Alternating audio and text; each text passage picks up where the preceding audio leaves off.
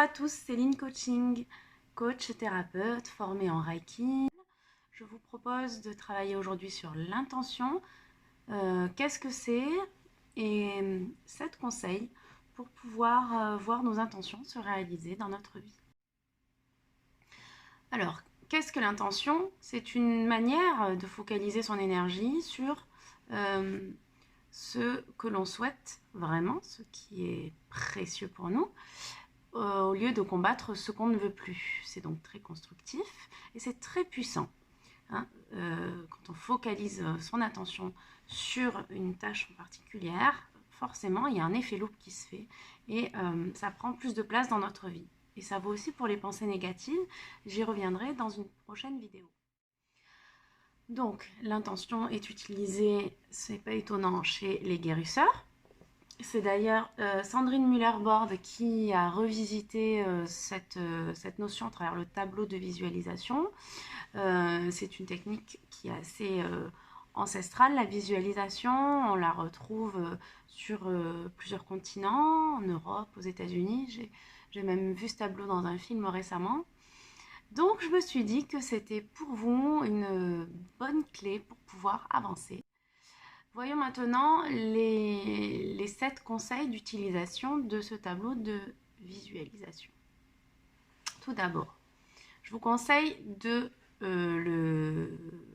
l'écrire, le dessiner, le fabriquer. C'est tout simple. Vous prenez une feuille A3 et vous imprimez un octogone que vous placez au milieu. Voilà, au centre, c'est vous. Donc, vous mettez votre photo et l'intention principale. Je parlais des entretiens d'embauche. On peut mettre « Je suis une salariée comblée ». Je suis une assistante maternelle comblée. Je suis un thérapeute comblé. Donc, vous mettez une photo qui vous ressemble, d'accord? Ou en tout cas celle qui est sur la même énergie que vous. Et ensuite, vous mettez sur chaque facette une intention qui pourrait nourrir la principale. Je m'explique.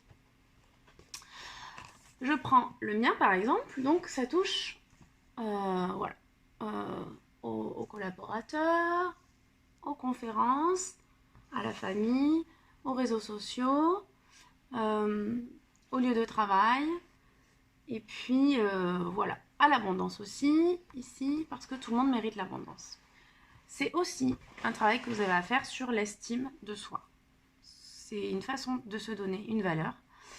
Je mérite un salaire précis, voilà, une fourchette entre temps et temps. C'est important d'être précis. Je prends l'exemple d'un entretien pour un travail que vous voudriez passer. Que souhaiteriez-vous faire aujourd'hui? Vous êtes peut-être en reconversion. Donc à ce moment-là, vous pouvez mettre mon lieu de travail se situe entre 20 et 30 km. Voilà. Les formulations doivent impérativement être positives. Donc, première chose, premier conseil, réaliser le tableau. Écrire les intentions et y mettre les images. 2. Bien formuler les intentions de façon positive. D'accord? Ça donne quoi? Ça donne, vous avez par exemple un projet immobilier, vous voulez, vous rêvez d'avoir une maison, donc vous mettez au centre je suis une propriétaire ou un propriétaire épanoui, par exemple. Et puis, première intention ou première photo, donc ma famille est heureuse dans un cadre de vie harmonieux, voilà. Ensuite, ça peut être voilà, toujours l'abondance, je mérite l'abondance financière et de vivre à l'aise. Donc ça, c'est encore une formulation positive. Je vous donne un autre exemple. Je trouve des voisins de confiance, par exemple, ou je trouve une maison sans voisins.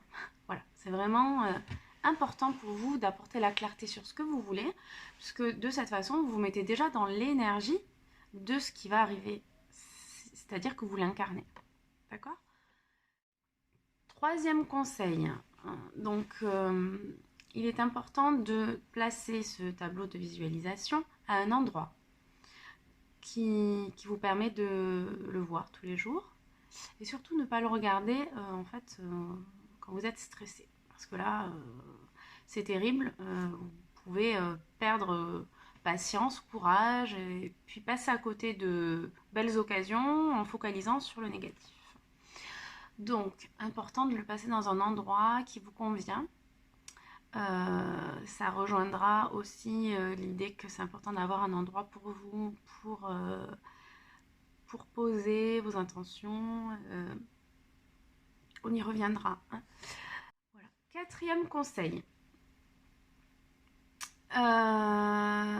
Ces affirmations-là, qui sont à l'intérieur du tableau de visualisation, vous pouvez les répéter mentalement.